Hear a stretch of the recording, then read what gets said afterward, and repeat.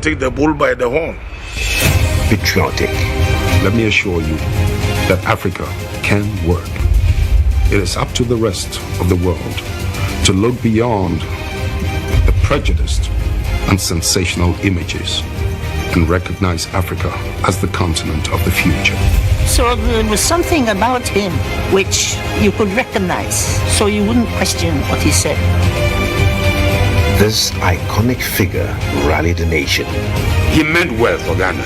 If he has to pay the ultimate price, he was ready to do that for the good of this country. His main interest is about the people. Yet, divided opinions.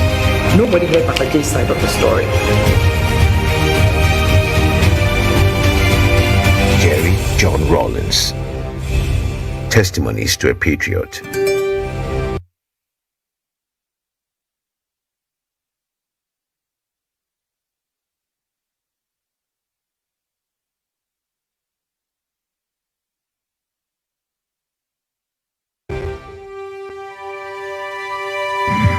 I don't care who you, in Italy, in France, in Britain, America bring into power in my country. But I would wish you would contain them enough from declining into massive corruption and brutality and tyrannical tendencies. Because if you do not contain them, what happens is that they become so corrupt, they are now afraid of free and fair elections and they refuse to leave power, and then we have volcanic eruptions.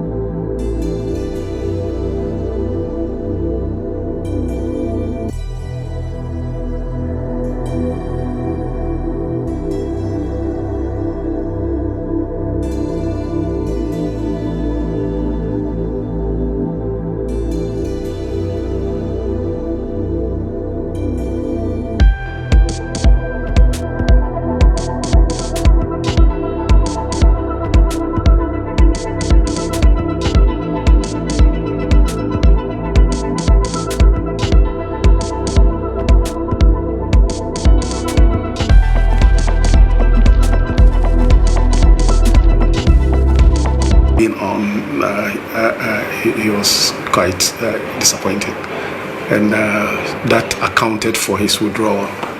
He was hoping that the party that he had set up, he didn't want to dictate to the party, but he wanted the party to be wary of where the party came from and what had brought the party into being. And the very things that we fought against in 79 and 31st December, when you see it creeping in, you begin to shudder. One day somebody asked me a question. He said, it appears your boss nowadays is not the kind of boss we knew because he has lost his vibrancy. I said, no, he's now a statesman. So taking partisan positions might not be the best, because having regard to the way we do our politics here, it's like if you're out with me, then you are against me. But then he was able to manage that system so well that he attracted both sides. The NDC saw him as our founder, and the MPP also saw him as a stabilizing factor, so that in the event of any problem, we can go to him and seek advice. And I think he did it well, with satisfaction and perfection. He transformed from the fighter pilot that he was to a statesman, and I must say that I'm very, very proud of him. one of the biggest attributes I found in him was that we started off in the 70s, and we're talking about values, human values. We're talking about these issues about integrity, accountability, and this thing. And I'm very, very confident that all throughout, after all he had been through, even when he was president, you could sit down with him and talk about these values. It's not everybody you could do that with. And sometimes when things were not too strong, you could see that he wasn't as, but he maintained those values. And I really respect him for that. Jerry Rawlings dedicated his post-presidency period to pursuits of his humanitarian interests, his service to the United Nations, African Union, and other global agencies contributed in making the continent a better place. He was also, I think, a very strong West African. He was a strong West African